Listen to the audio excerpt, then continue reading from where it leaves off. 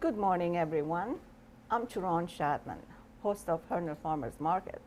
Today, however, we have a very, very special event episode for you all. And I have my guest, Keven LeBlanc, that is going to be presenting all the foods today, from production of the food, fixing the food, and we're all going to taste it. So let me introduce you to Keven LeBlanc. Hi, Keven. Hi, Turan. Pleasure. Thanks for having me. We finally were able to get this thing together, and we really appreciate you opening your house to us. Absolutely. It's my pleasure to have all of you here and to taste some of the cuisine of my home country. Fantastic. Now, we like to know about you, Keven. Please go ahead and tell us all about yourself.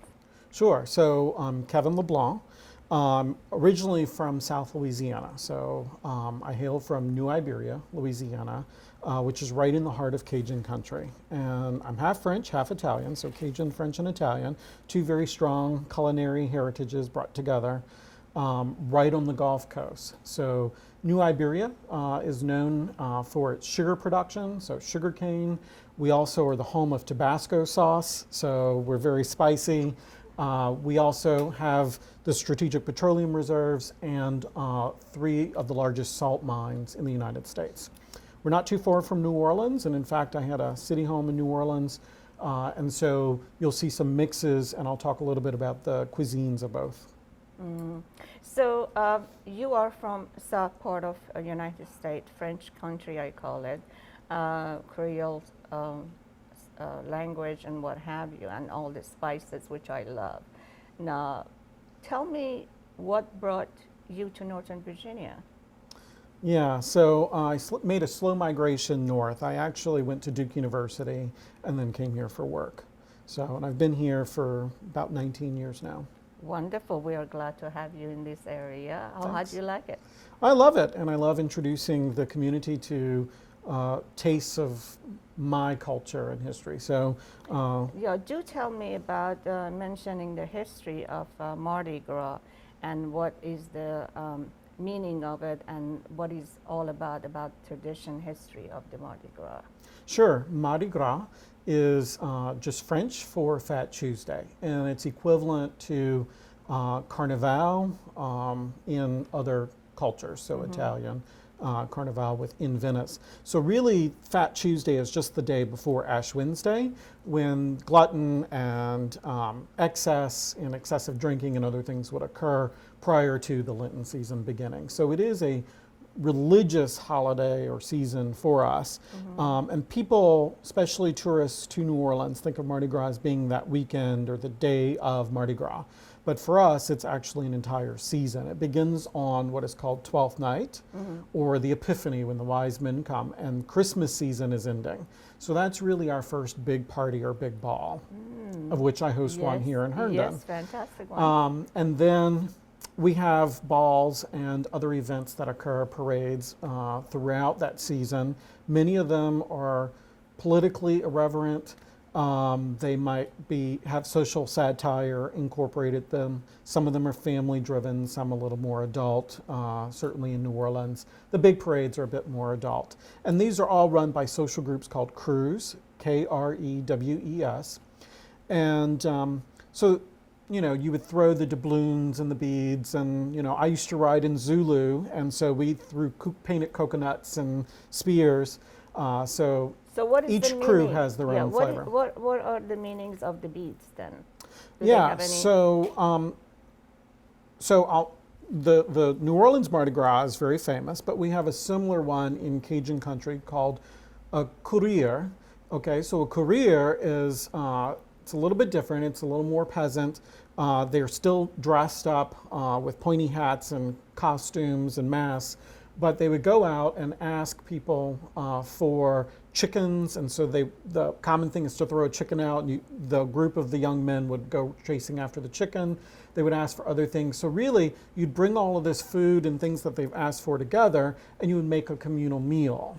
And there would be a fedado, and that means to make sleep. And so we would have a cochon de lait, so we might have the pig roasting, and then the feu d'ado is musicians and zydeco bands and other things, and we would dance and sing until we went to sleep. So the traditions in both cultures, both the New Orleans style Mardi Gras and the Korea, really stem from ancient European traditions when people lived in serfdoms and they were really poor coming out of the winter, and they would dress up, often with the mask and the big hats, because it was reminiscent of the priests of the time. And in fact, that's where we get the word chapeau, or hat in French. Right. And they would go around and they would beg the lords and ladies to give them food or trinkets, and they would do things like sing, not far from, wassailing or Halloween in terms of other winter holidays that would have occurred in Europe. Yeah, we have, thank you to you, we have all these masks that you brought, and they have all like different kind of, I wouldn't call it evil, but it is like birds, and the beautiful masks for ladies, which is absolutely gorgeous, which I would say, like, you just put it on. And is it because they want to hide their face and not to be known by other people? Yes, so Is that the would have been the reason? tradition, that you would have hidden your face so no one knew who was begging for the food, and then you would have gotten. Oops, sorry about that. So you Yeah, do see like- we would have had the very large headdresses, oftentimes is that on with. top? It goes Yep, that here? would be on top. Yeah, because you can see through from And yeah. there are lots of traditions in New Orleans, especially, that the costumes would have been inherited when they came here a little bit from the Native Americans, with their use of the feathers and other things, and also the African tradition of those that are coming from the West Indies or from So the Caribbean. what is the meaning behind wearing the mask?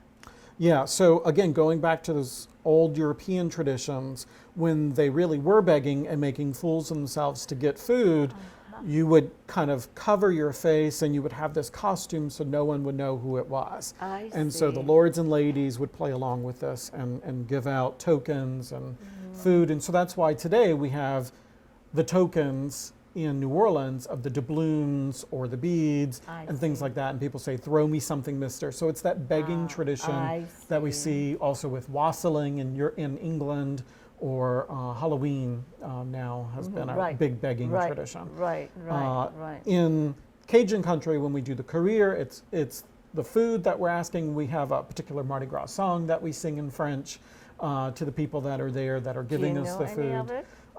No, I am not a singer. but basically, what the song says in French, but if I translate Yeah. it, it's saying, "Throw me an old potato, throw me a potato, throw me a chicken." I see. And so, and talking about them being the Mardi Gras. I So, see. Well, I know you have a fantastic menu for us today to make and taste.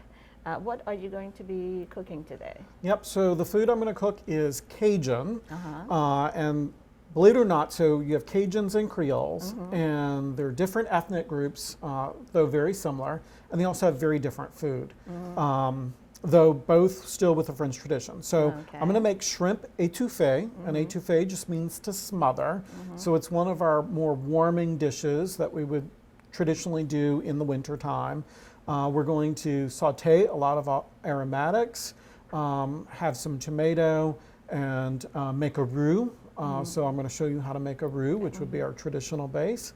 And then We are so looking forward to it. So please come back and let's go to kitchen and try to prepare the dish that Keven has for us.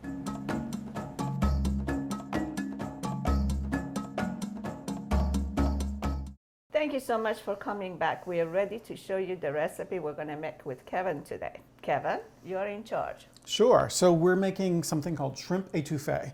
And étouffée just is French for to smother. And we would traditionally do it with any kind of shellfish. So I've done this with crab. I've done this with crawfish. That would be the most traditional way to do it in Cajun country. We love our crawfish. So I've laid everything out. This is called a mise en place, or everything in its place. And this is just an easy way to help you with cooking. So I've already chopped the aromatics and everything, and I'll talk through what we're going to do. So tell us what we have on the table here Yep. that you're going to be using. Okay, so to start, we're going to create a roux. And so a roux is just equal parts of fat and flour. So in here I have butter and flour, 4 tablespoons of each. Now, traditionally in an étouffée, you'd have a lot more butter than that. I have found a way to cut that down and make it a little bit more heart healthy by using just a canned cream soup. So this is a cream of garlic and mushroom. Fantastic. And that will also add some layers of flavor. We have chicken broth that I also took the shells from the shrimp. These are fresh wild caught shrimp from the US coast. And I took the shells and I heated up and added them into the chicken broth just to infuse a little bit of flavor. Now, some people might use actual seafood broth. I find that that's an overwhelming flavor for folks. So I prefer to go with the chicken broth and just infuse it a little bit with the shells and then discard the shells. And Sounds you have great. this. We have our aromatics. So these are the Cajun Holy Trinity. So we have onion. We have bell pepper. I like the red just to give a little splash of color, and celery. Okay. We also have garlic, which would be your traditional mirepoix, right? So you would have carrots in your traditional mirepoix. For this, we're actually substituting the bell pepper. And then, of course, lots of garlic. As I said, the shrimp, what we're going to do is we're actually going to coat the shrimp with seasoning. What seasoning are you going to be using? Yep, so actually, if you want to do that, Sure. here, let me move this out your way. Okay, so we have, and this is, of course, a spicy dish since we are Cajun. Okay. Home of spice, so we have garlic powder. Okay. Just mix it up. Just mix it up. Okay. Okay. We have some smoked paprika. So the spices are as you like, or a teaspoon, or They are as you like, so as you we'll like. post the recipe. A pinch of this and a pinch of Exactly. that. I and the don't recipe know will anything in terms of real teaspoons or tablespoons, but I'll try and we'll post that recipe. Well, we will post the recipe. Go ahead. Okay. So then I have some cayenne. Awesome. And these are some peppers out in my garden that I dried and smoked, so What they're kind pretty of peppers? spicy. These were actually Tabasco peppers that I dried and then ground up in the mortar and pestle. Wow. And then I have a French 4-spice. What are they in French? 4 spices? What's in there? So you'd have shallots that are granulated. You'd have a little cumin. Trying to think of what else is in it. I think there's also a little bit of anise. I'm not sure what the 4th one is. Okay. I also have thyme, but we're going to be putting that into the sauce. Okay. And then we'll top everything with green onions. So at the that end. would be sort of for presentation time. That would be for presentation. And, Okay. and this one, so I do want to point out the difference between Cajun and Creole. So this is one dish that we actually will cross over a little bit.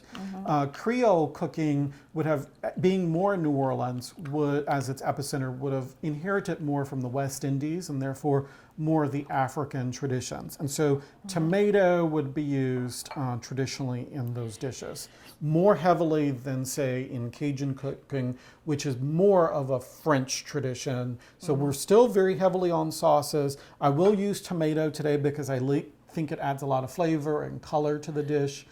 Is that regular diced tomato? It's just regular with nothing diced in tomatoes, nothing in it? it. Nothing in it. And Okay. you can use fresh or you can use canned. So we have, as you said, the shrimp and all the spices we put in.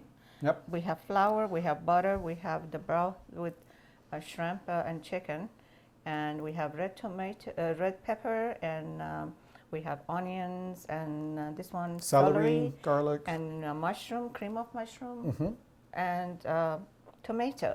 So shall we start your roux? Absolutely. Can you tell me, go ahead and start. Can you tell me how long usually it takes to actually make the roux? So you have several stages of roux. You have what's called a roux blanc, which is a blonde roux. And so I would use that in any kind of like a corns chowder, any kind of chowder-based soups, or when I'm just using something to thicken. So roux would be the basis of everything. And then you have a medium roux, which traditionally I would use more for a gumbo, which is more of a soup-like dish. And then we're going to take it all the way to a dark roux, Okay. which is about 15 to 20 minutes. We basically go by color because ovens and stoves can Right. vary and Right. depends on the pot. I have a enamel coated cast iron here just because I like it for its retention of the heat. Cast iron's my go-to for most cooking. So pretty much you let the butter melt. We're gonna let the butter melt. And We're then over a low to medium-low to medium heat. heat. And then once we put the flour in, you can't leave it. You've Okay, got to you stay have here to- stirring or whisking. Okay. You'll see that I use a wooden spoon. That for me is It's much quintessential. better, right. Yes. I agree with you for 100%. this particular. I do like wooden spoons for some reason. Okay, now we're going to add the flour. And from what I understand, you said making a good roux, it takes a long time, like about 10 to 15 minutes of it. It does. So we're going to probably start mixing the butter and the flour, and then we're going to take like the time of cooking, and then come back. Okay. And once you find out that the color of the roux is acceptable, we'll come back and continue. That sounds good. Excellent. We'll see you in bed. Now it's time to go back again to our roux and find out what kind of condition it is. Kevin? Yeah, so this is about the color that you want. You see that it's a nice, rich nuttiness. If you can smell it, it's coming off that way as well. You really want to kind of cook through the flour. Now, certainly this is a darker color than what I would use for a roux blanc, say in the chowders, as we were talking about earlier. But we want that richness of color. So it's kind of a nut, I would say a pecan brown. Right. So now what we're going to do is we're actually going to add some of the aromatics. So the onion, Okay. okay, so this is about 2 cups of onions, Okay. Just diced. let me know what to hand it to you, okay? Okay, and then I'm also going to add about the same in terms of the Red pepper. red pepper, bell peppers. And then we're going to just kind of let that go ahead and coat with the roux mixture. How long are you going to simmer the other ingredients together? Okay, and then this is the celery. So this will simmer probably for about 5 to 10 minutes until they're translucent and have kind of been smothered through. And then our next step after that, then we'll start to add some of the broth and everything. Okay. So So shall you we? said roughly 5 minutes? Yeah, 7 roughly minutes? 5 to 7 minutes, just until these aromatics are, you know, have Okay. sautéed down a little bit. So from what I Still on see low. is right, we added the red pepper, bell peppers, the onions and the celeries to our roux, and we are going to toss it about 5 to 7 minutes, and then come back and get the other items into the recipe. We are back to show you what our ingredients we started with to make a roux, and added the red bell pepper and onion and celery. And as you see in the pot, we had really stirred and stirred together to this condition, this kind of, it's not mushy and it's not undone and it's not well done. So pretty much it's at this age where you want to add. So we're going to add the garlic. Okay. And the reason why we didn't add the garlic earlier with all the other aromatics is because garlic has a tendency to burn and it gets bitter if it burns. Okay. So we want it to, you know, cook a little bit less. And so we'll just stir that in. And then now if you can hand me the broth. Okay. Okay. And what we'll do with the broth, we'll add it.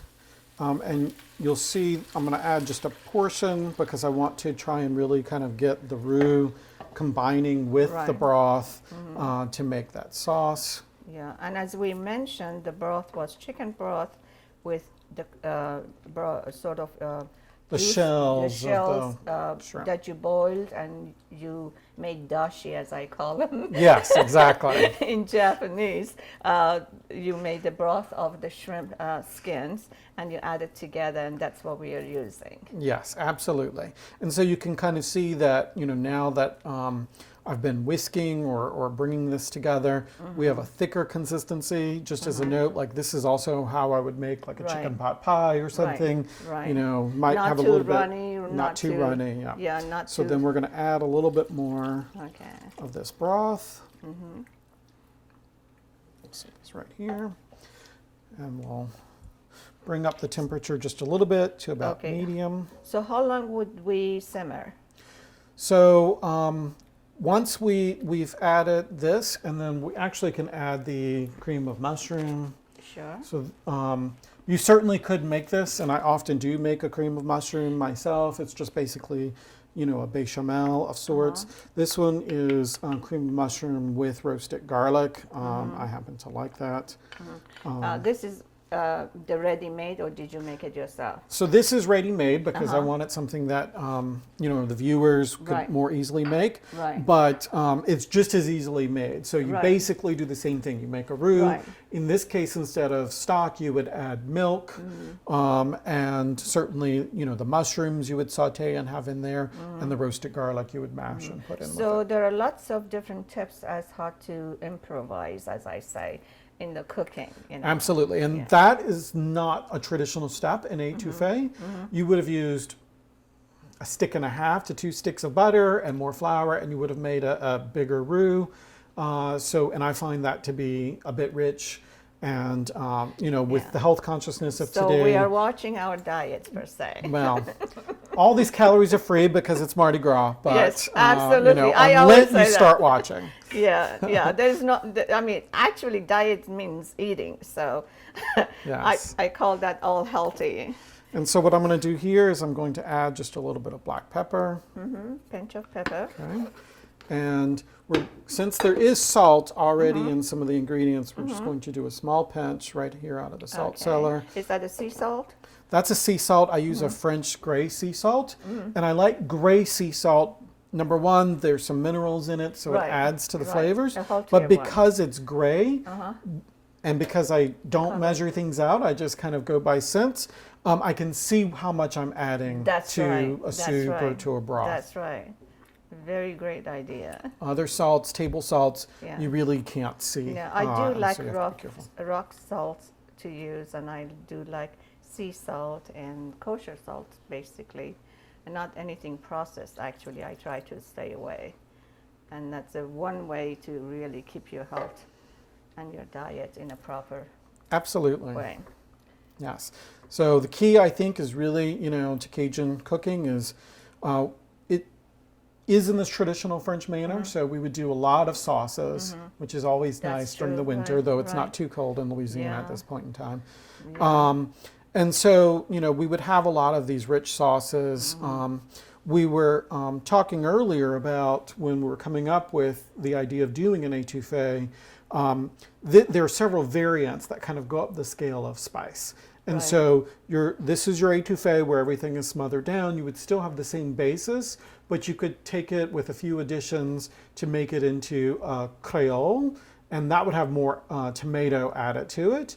And then beyond that, you could go into a piquant.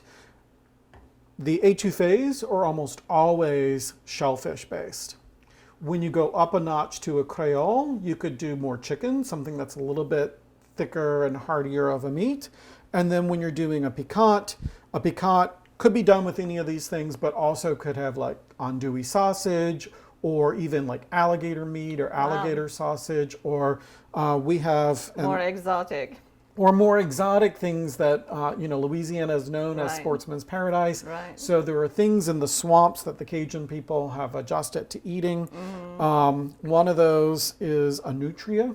So a nutria is a dog-sized rat or rodent that comes from South America that the McElhenney family brought over into New Iberia as part of a zoo, and they escaped, and they had no natural predators in the swamps. And so actually a few years ago, the Louisiana state government hired some of our famous chefs to create cookbooks and do things to try and get people to hunt and kill the nutria, which were infesting our swamps and killing off all the other animals.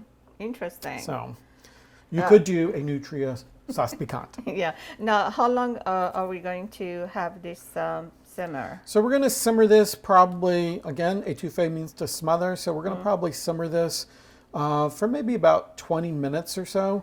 Okay. And what we're going to do is we're going to add the tomato now. Now, before. Yeah, Okay. and so that Now, way it can kind of combine. we're going to add the tomato sauce into rest of the what we have in the pot here.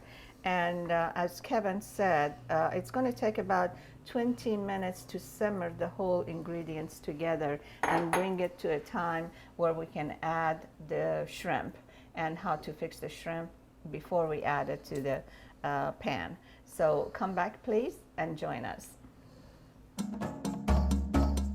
Hello again. We are at the stage where we are going to be actually cooking our shrimp to add it to the mixture we had made with the red bell pepper, onion, celery, garlic, and made a roux. So let's go to the shrimp and sort of use the olive oil, right? Yep, so just some olive oil in a skillet here, and then we'll go ahead and once that's heated up just a little bit, we'll add the shrimp. And if you recall, we had mixed the shrimp with various seasonings, mostly spicy seasoning. So this is where the real spice in the dish is going to come from. Okay, go ahead. Okay. And remember, shrimp do not take very long, so we just want them to cook through. They're going to spend a little time in the étouffée as well. So, okay. While the shrimp are going, I'm going to check in on the étouffée. You can see that it's simmering along. Okay, and at this point, I'm going to go ahead and add the fresh thyme. Okay, we'll leave the onions out. Those will just be for garnishment. Sure. Okay. We'll cover this back as we prepare the shrimp. And just as a note, you see it's bubbling away. I had raised it up to straight medium just to kind of simmer it, stirring periodically, and then now it's back down on low. Okay, we're going to lower the shrimp. I find tongs, silicone tongs, a great tool in the kitchen, so it's just easier to pick things up, toss them around. Right. So as you said, the shrimps usually are very delicate, and you don't want to make them come out tough. Exactly. You want it nice and tender and juicy. Absolutely. So approximately 1 minute. Yeah, Toss about back and forth. Yeah, toss maybe about 2 minutes. But remember, they're going to spend a little time in here too, so they'll finish cooking in this pot. Right. Okay.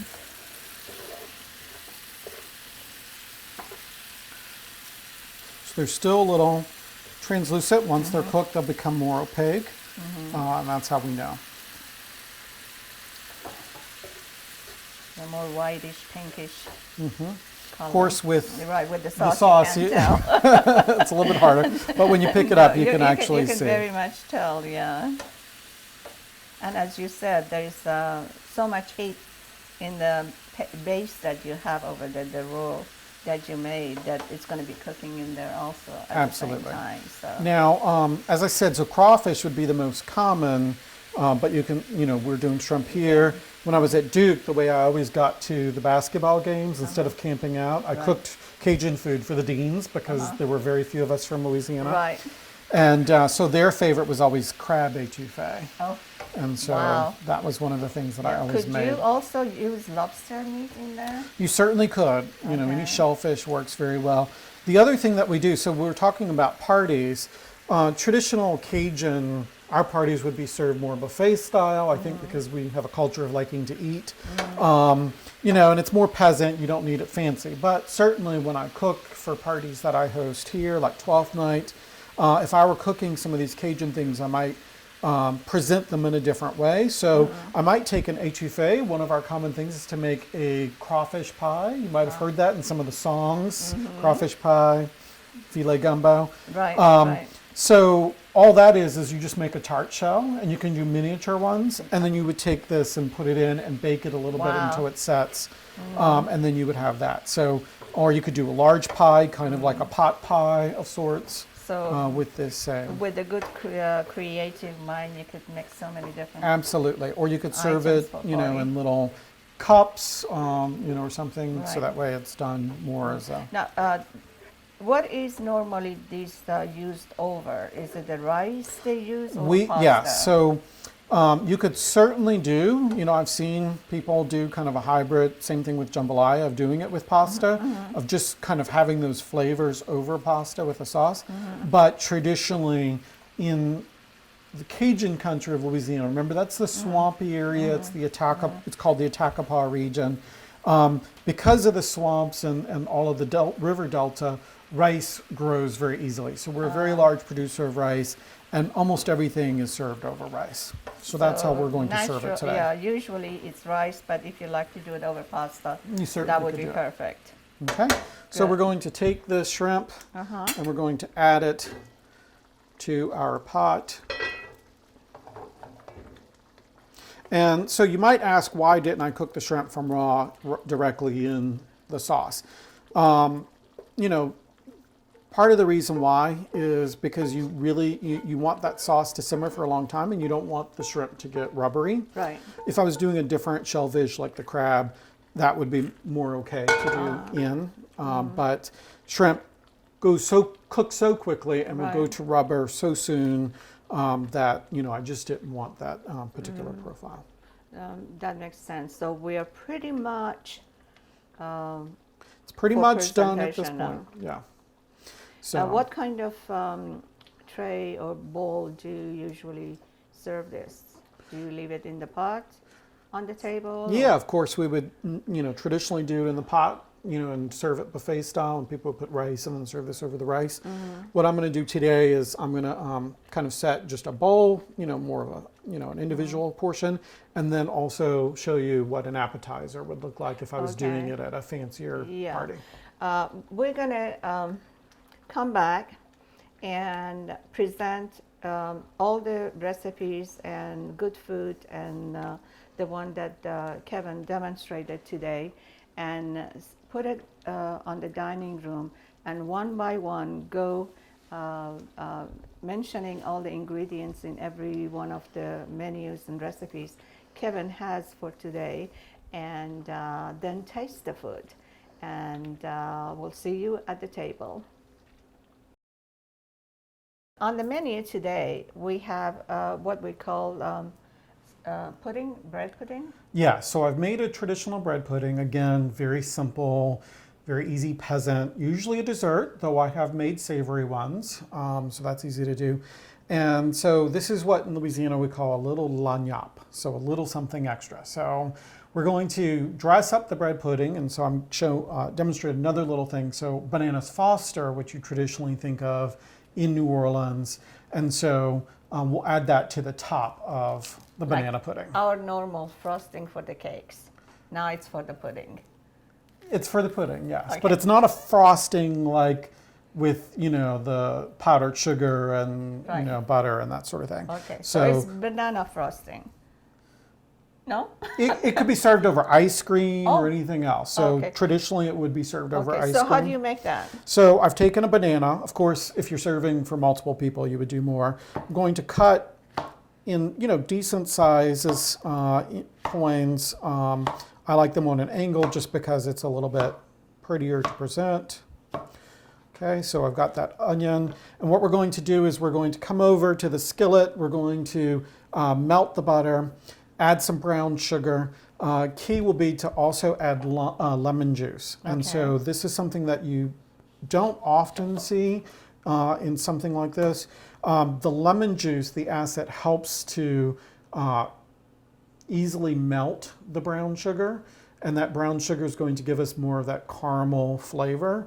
But at the same time, you get a little bit of sharpness as a counterpoint to all of the sugar and butter. So it it's helps brighten up bringing the richness. Okay. Now, I also have here some Elliott pecans. So Elliott pecans, so in the South, we're well known for pecans. And yes, it is called a pecan, not a pecan. Pecans are something you urinate in. But Dear. pecans, so an Elliott, this is a variety from South Louisiana. In fact, my family has groves of these. Oh, nice. And try one. It has a much higher oil content than a normal pecan. So it has a different flavor profile than the normal pecans that you would get in the store. Are you going to be using them as the whole like these halves? Yep, I'm going to use them as Okay. whole, or if they're broken up, As it's halves, fine. yeah, But we're going to put them into the So sauce. basically, this is the form of the banana you're going to use. This is it. Not frosting, as we said, mush it up and Yep, no, whip it's just it going to up be and like whatever. this, and then Okay. it'll be served so over it will top. be some kind of dressing on top of the Yes, pudding. and it's also very good on So- vanilla ice cream. Okay, so we're melting the butter We're going to melt the butter. I have a skillet over on the here. stove. How much sugar do you want? We'll gauge it, probably a few tablespoons. Okay. So after the butter is melted.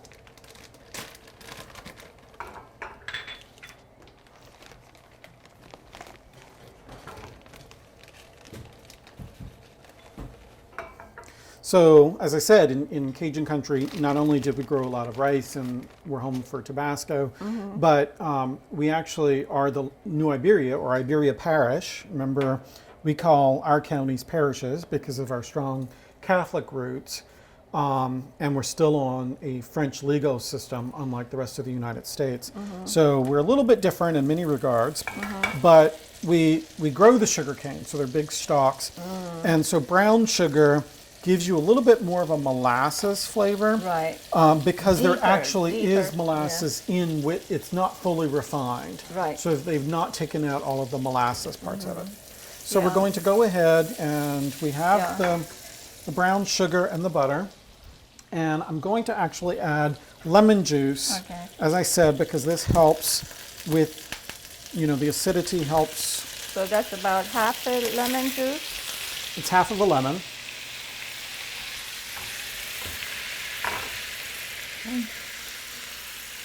And we're just going to get that sugar and butter combined and fully melt it. I've lowered it down to medium. Okay. And now we're going to go ahead and add the banana. I see. And then, of course, after that, And the you're going to bananas do will the just heat pecan. through. And then we'll add some pecans. Is something Just burning? just a couple tablespoons. Okay, and you can just put them in. Toss Yep, it? just toss it in, and we'll just let it all kind of combine. Anytime I'm dealing with sweets, I like to add just a little bit of salt. Kind of helps as a counterpoint. You may also, I happen to like some pepper in my stuff, when I'm doing sweets. Oh, I'll often do a fantastic. little cayenne or something. Oh, that is that would awesome. not be traditional, but Okay. certainly Well, we could it's always something that put I it like. on the table and then add it Yeah, as absolutely. we wish, or whomever wants to Yep. have a little touch of his. Easily. glass. Another thing that's nice as a variant on this, I might do some orange peel or something in it, The zest, to give a little bit more vibrancy and flavor. Right. Wow. So this is basically done. We Oh, just let it interesting. saute just a minute or two. Okay. And then, like I said, we'll put it on bread pudding. Okay. So, and we'll talk about bread pudding at the table and that history and how to make it. I guess we're done. We're going to go back to the table, dining room, and set up all the good recipes that Kevin has for today. And we're going to talk about them and test every one of them for you. Come back and join us.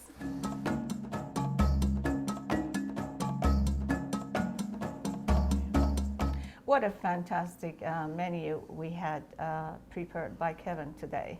And I'm amazed to see how wonderful you cook and how healthy you cook.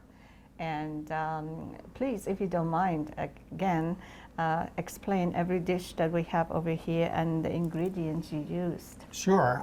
First, let me say I don't think I've ever had anyone say Cajun food is healthy, but thank you. No, the way I I've tried to make it a little bit the way healthier than normal. I see it is pretty healthy.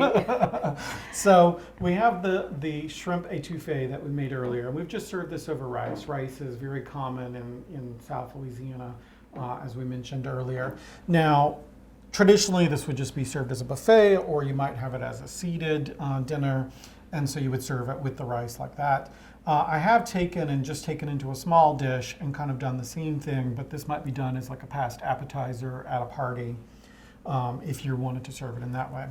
And then if we jump over to a very traditional Cajun and New Orleans dish, red beans and rice, you've stewed them with onions and seasonings, and this is traditionally done on a Monday because that's wash day. You can have it cooking while you were out washing on the washboards and other things, and because it's meant to stew for a long time. And again, similarly, just done it in a cocktail. Here, the bread pudding, and bread pudding is one of those very easy, what I consider, a peasant style of dish. You take leftover bread, so something you really want it to have been stale, and you make an egg and cream custard. You can put whatever you want. Some people put raisins or pineapple. I personally don't like any of that. I just like the bread pudding. And I use, instead of just milk, I do use some heavy cream and some half and half in there, some vanilla extract, and then we have the bananas Foster that we made served over the top. Yes, we did go through the recipes of the Fosters. It's really makes the bread pudding such an elegant looking dessert for and of the course, table. a scoop of ice cream, as I mentioned, Yes, is always good. yes, all optional. But you have your ice cream in drink form. So I've made a cocktail. Most people who go down to New Orleans at Mardi Gras think of Pat O'Brien's with the hurricanes, which are, to me, very, very sweet, so not quite for my palate. We also would have like our famous cocktail, the Sazerac, which is a nice rye whiskey drink. Here, this is another one that harkens back to those old European days, I think. So it's a bourbon milk punch, and this is very common in Louisiana as well, especially down St. Charles Avenue. Go to the Columns Hotel and you have a bourbon milk punch. I do mine a little different. So I've added an apricot based brandy as well as a scotch. So kind of mixing it that way.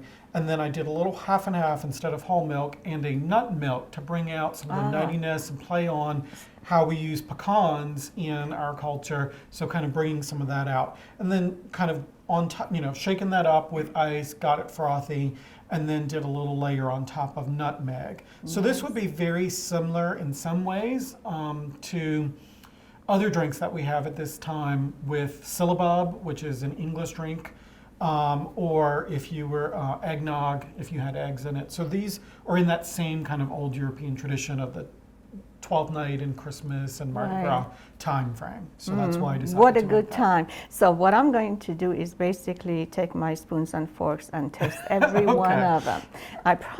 What I like to do is taste the drink Yeah, first. This is Just want a sip of it? I just want to Okay. taste it, and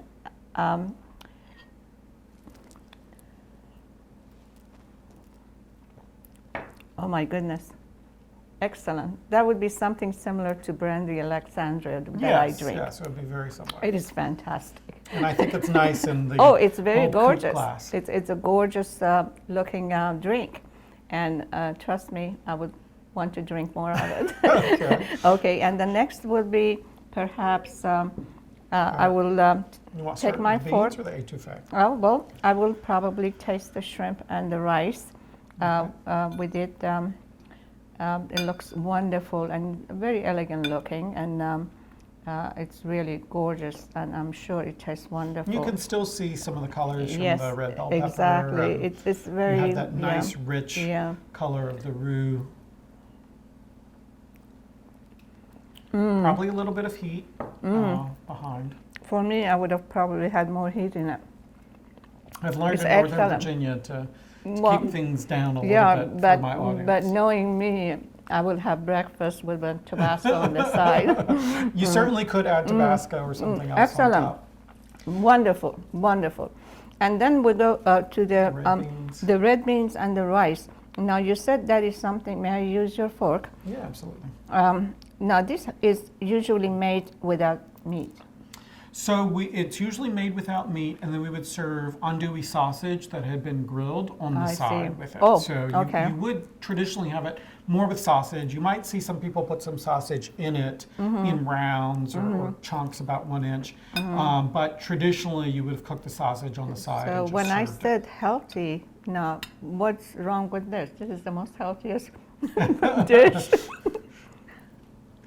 And then, Tehran, you'll see that I also laid the table out. You know, purple is a color of regality in our traditions and is a common color at Mardi Gras, along with gold and green. And the then I burlap. put the burlap runner as an homage to my Peasants. more peasant Cajun background with the cattle and the rice and other things. I mean, you So- have thought about every little details what Mardi Gras is all about, and we have learned a lot. Now I'm heading for the, The good dessert, stuff, the right? dessert. There you go. And here's Thank a you very spoon much. for you. Oh my goodness! So the bread pudding with the sauce, the toppings you made with pecan, banana, and brown sugar. If you don't, I like to sort of get a good cut Make out sure I of get this some of one. the I'll banana get with all it. the banana. Yeah, that would be trying to make sure I get every bit of every taste that you have put in here. So let's load up my spoon.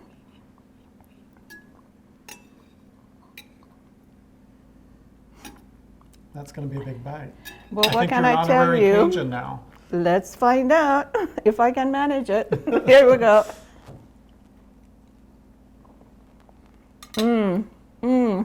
Again, just very simple foods, right back to nature, the things that we had available to us, and we elevate them through our cooking preparations. The taste of everything. You can pick the lemon juice you put in there, the pecan, the sugar, the banana, and the bread pudding. So nice.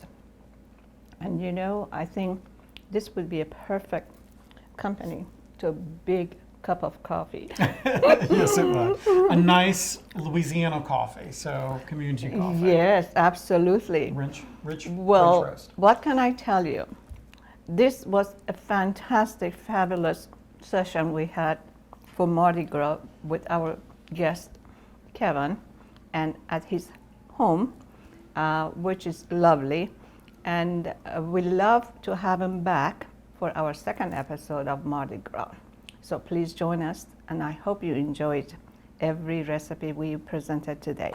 Thank you very much. And so I will Thank end you. with the traditional Mardi Gras call. Please Laissez do. le bon temps rouler. Let the good times roll. Fantastic. Thank you. Thanks for having me. Thank you very much.